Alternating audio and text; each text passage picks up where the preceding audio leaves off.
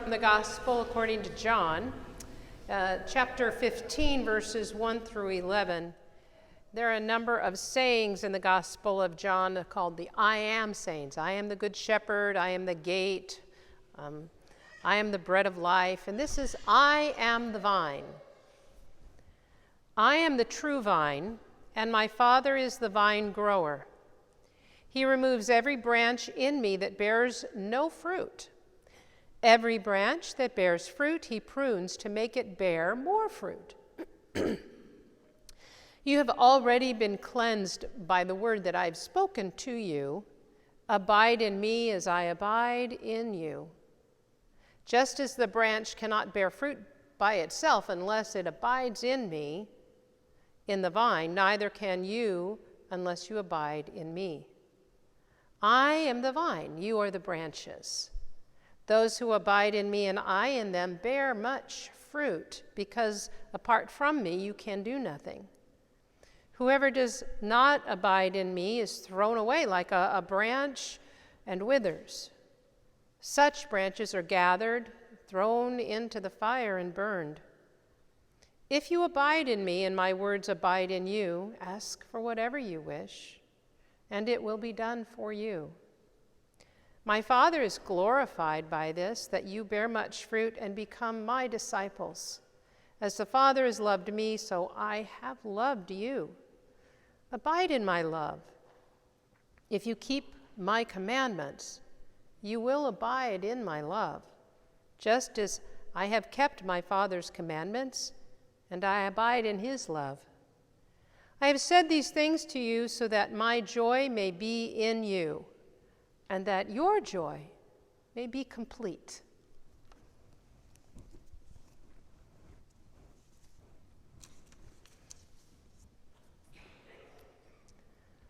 Anyone recognize these words? We are the Borg. Prepare to be assimilated. Resistance is futile. Anybody recognize those words? The Borg are part of the Star Trek cosmology.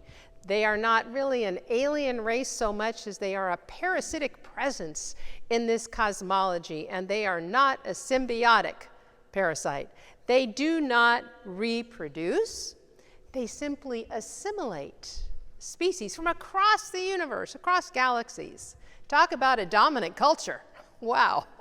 They invade planets, spaceships, space stations, and turn their captives into these sort of machine and organic beings called the Borg. Once aboard, the assimilated are no longer individuals. They are part of the hive. There is even a queen, and she's connected to every Borg ship in the universe, and she wants something done over here, and she sends a little memo via her network, and it happens. Every time, I'm getting a little bit of a feedback. We have a new soundboard, and we're just today, lucky you, we're learning what works, okay? Every time the crew of the Starship Enterprise, not the one with Captain Kirk, but Captain Picard, every time they hear, Mike, could you turn off your mic?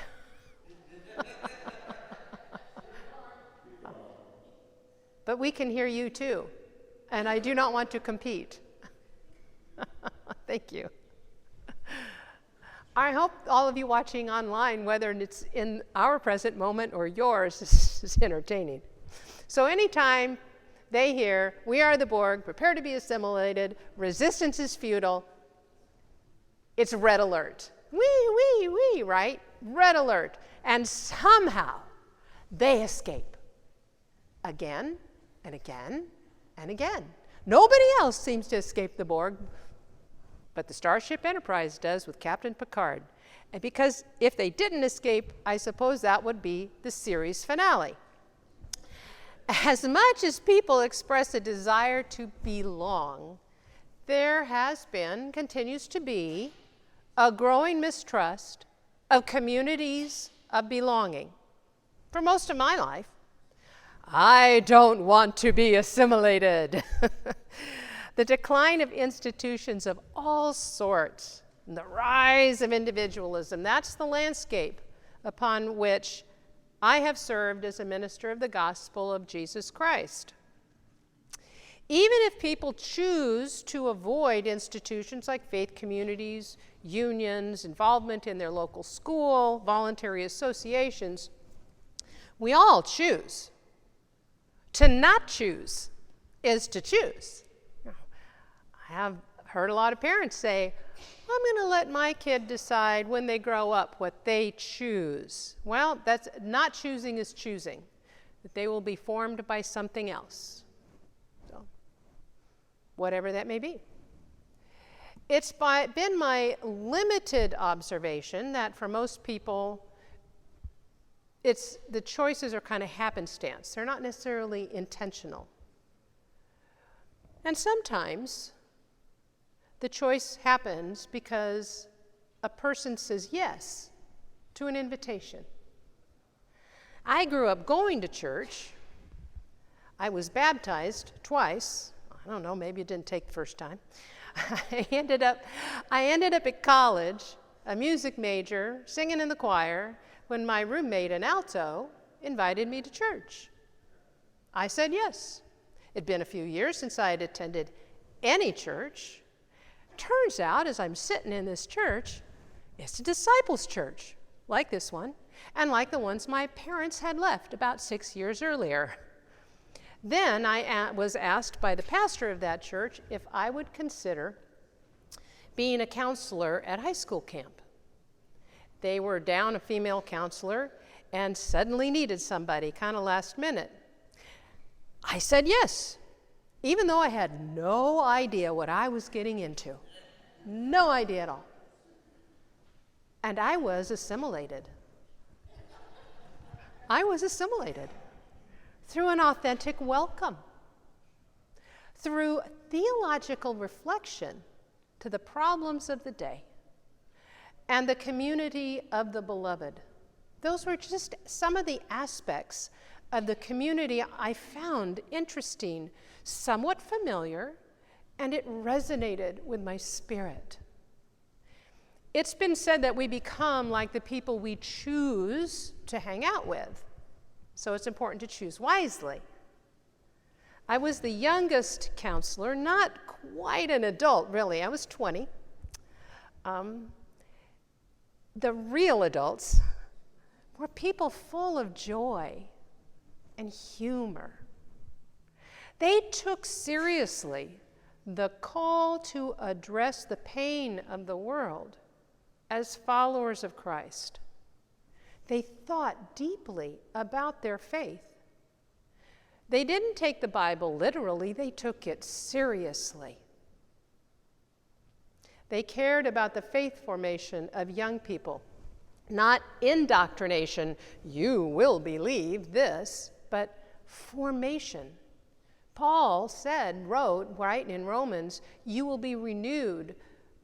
You are renewed by you're transformed by the renewing of your mind. Like this, the intellect is a valuable component of our faith. We are shaped, we are formed by any number of forces, the so-called baby boomers, of which I happen to be one.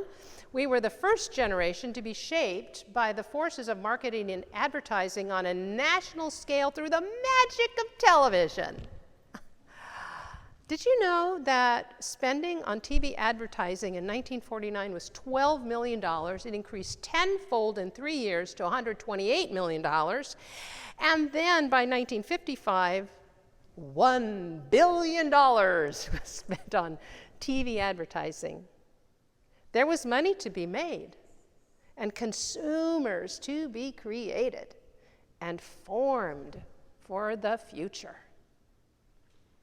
Children's shows were marketing venues, still are, for toys, cereals, and soup. That's right, soup. Campbell's Kids. Anybody remember Campbell's Kids for Campbell's Soup? The baby boomers were the first generation, and certainly not the last, to be shaped by what we now call consumer culture. Consumer culture transformed institutional life from a relation. We blame lots of things, but people don't take seriously the way consumer culture has shifted institutional life. Changed from a relationship of mutual development and support into a transactional relationship. What's in it for me? Just for me. People are accustomed to a marketplace of options, right? Individualism is the ideology of consumer culture. Cynicism is its spiritual practice. It allows people to maintain distance from getting too involved. So when we find ourselves saying, they shouldn't do this, or it's, can you believe what, or they're all like that, or when we find ourselves in that frame of mind, we're practicing cynicism. And I've done it, and I catch myself doing it, and it's not good for our soul. It's not a good spiritual practice that I recommend. American adults have fewer friends, close friends. We spend less time with other people. We feel more disconnected today than we did 2 generations ago. We can live in increasingly cultural and political bubbles. Suicide rates have risen over 30%, almost 30% over the past 20 years. Yuval Levin, in his book 2020 book called Time to Build, wrote, if the absence we are experiencing looks like isolation, mistrust, and alienation, then it is also a shortage of belonging, confidence, and legitimacy. Flourishing happens in the joints of society. And this is where the deepest sort of trouble shows itself. And for Levin, this is the institution. These are the institutions of a democratic society. He writes, what we are missing is a structure of social life, a way to give things shape, pace, and purpose to the things we do together. Institutions are the durable forms of our common life. They are the frameworks and structures for what we do together. Leaving the formation of human life, of the human spirit, to the vagaries of consumer culture is not an option for institutions, whether they're secular or sacred. Institutions like faith communities, like the church, are mediating communities in which the formation of our members matters. Our spiritual practices seek to engage people in getting deeply involved in their own human development. As Teilhard de Chardin describes humans, our human development as inspirited bodies. Our practices seek to engage members in the care of our neighbor and our world. The virtues we practice, we consider to be of an eternal quality. Virtues we hold to because they help us live out the commandment to love God, to love our neighbor, and love ourselves. John Lewis, the congressman who as a young man crossed the Pettus Bridge at Selma the second time he was there, wrote of the virtues needed for the present and future of our society. He wrote of patience and truth, faith, study, action, peace, love, reconciliation. These are the virtues, the practices that help us live the great commandment. After all, John Lewis was a Baptist preacher, right? These are the virtues needed in the tending and the growth and production in God's vineyard. Vineyard is a metaphor for our structure, one of the metaphors. Built on the rock, the church does stand. That's one of the metaphors. It is built and it grows, our common life, as we allow ourselves to be grafted onto that vine of Christ, in some ways assimilated, in some ways bringing new life, our life, to the vine. Grafting involves having a strong rootstock to which different varieties can be grafted. You may know of one of the more recent developments in the grafting of fruit trees called the fruit cocktail tree, in which 4 to 5 different varieties of fruit are grafted onto rootstock. You can have a tree that has peaches, nectarines, plums, and apricots. Isn't that amazing? Your presence here is an indication that being grafted to the vine that we call Christ isn't a scary sci-fi scene of alien assimilation. You have experienced in some way or desire to experience that the being grafted into the vine is good news. You've experienced in some way or want to experience the tending of the vine keeper and discover yourself, the beloved of God you are created to be. It's a process, and it takes time. It takes the time of seasons. And just like seasons, we had unexpected weather patterns, plentiful harvests, mediocre harvests, periods of intense labor, periods of extended rest. As the vineyard growing here on the corner of Park and Artesia, our ministry offers a structure of community life shaped by the practices and virtues of our faith. So we choose them carefully and intentionally. We have good news to share. We have good news to share, people with a wayward, weary world. We endeavor to see people not as potential customers, but as the children of God that they are created to be, that we are created to be. There is one to whom we belong who shows us the shape of grace that winds eternally through the trellis of God's own heart.